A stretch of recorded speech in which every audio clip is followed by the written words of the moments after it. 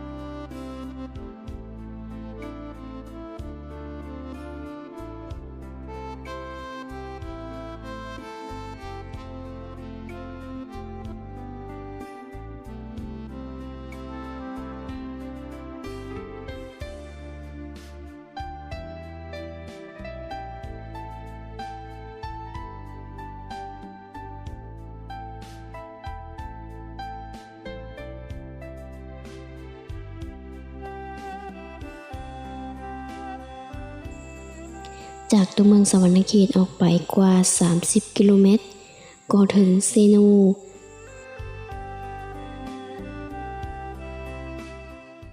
นี่คือวงเวียนใหญ่เอิ้นว่าสามแยกเซโนเป็นบ่อนขายปิ้งไก่ซึ่งเป็นอาหารเอกลักษณ์ประจำเมือง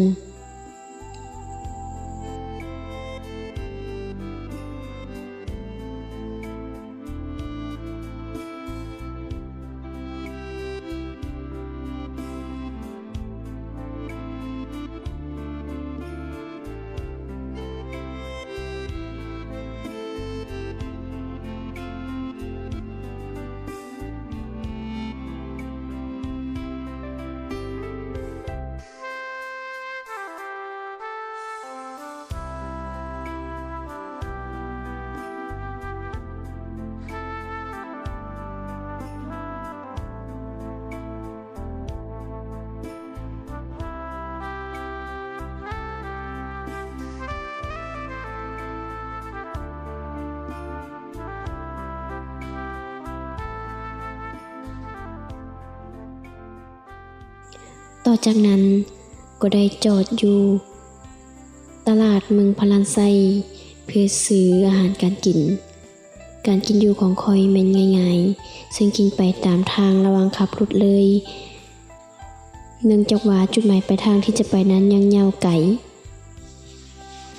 จึงต้องกินอยู่แบบง่ายๆและเฝ้าฟังจากสวรรค์มาถึง3แยกทางแบงนาบอเมืองเซปูนบอนที่จะแวะเข้าไปหาเมืองวังอ่างคำพอดีเป็น200กิโลเมตร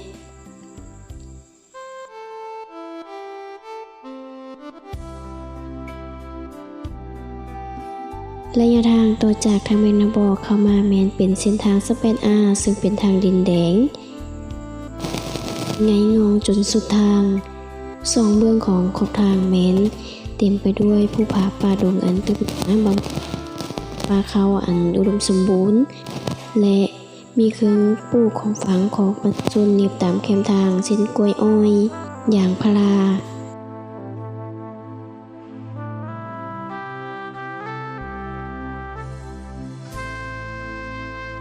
แต่ที่สำคัญบ้านเรือนของประชาชนที่เป็นปฐมฐานมีรูปทรงอันเก่าแก่บ่ต่างจากเดิมพอปานใดสิ่งนี้แหละที่ให้คอยอยากเห็นในการที่มาเมืองนี้